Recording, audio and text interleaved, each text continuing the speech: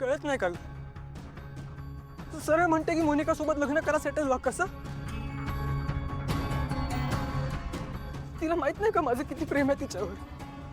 तिच्याशिवाय ती मोनिकाच काय, इतर कुठल्याही मुलीचा मी विचार करत नाही, करूच शकत नाही.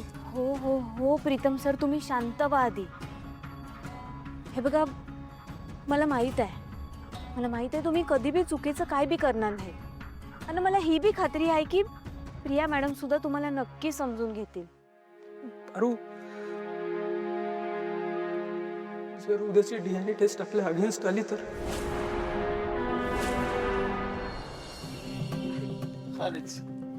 नमस्कार गुरुजी. आदित्य, आयुष्यमान व्हा. गुरुजी मी पण नमस्कार करते. छान छान वागा. बसा. बसा ना गुरुजी. गुरुजी काल रात्री तुम्ही जे सांगत होतात ते मला नीटसं कळलं नाही. अहिल्यादेवी या घरावर संकट येऊ नये म्हणून देवीच्या मूर्तीची प्रतिष्ठापना करायला मी सांगितलं होतं,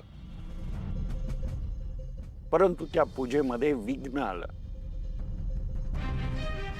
अर्थात त्यावेळी मी इथं नव्हतो, परंतु त्या दिवशी नक्की काय काय घडलं हे मला सविस्तरपणे कळलं तर बरं होईल. सांग गुरुजी. पूजा व्यवस्थित सुरू होती,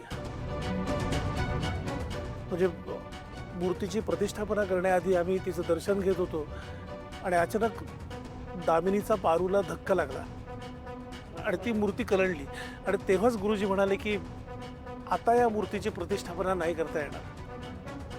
अहिल्यादेवी, जे घडलं ते प्रचंड वाईट घडलेलं आहे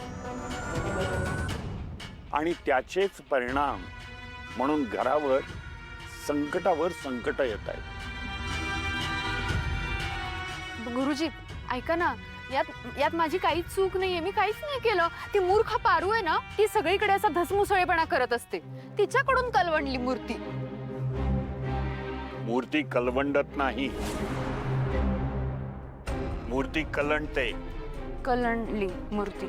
अहिल्यादेवी, मला पारूला भेटायचंय.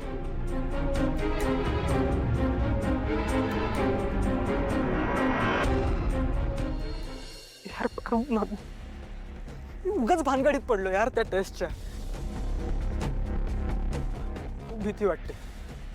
म्हणजे जर DNA टेस्ट फसली तर प्रिया कायमची सोडून जाईल ना मला. पारू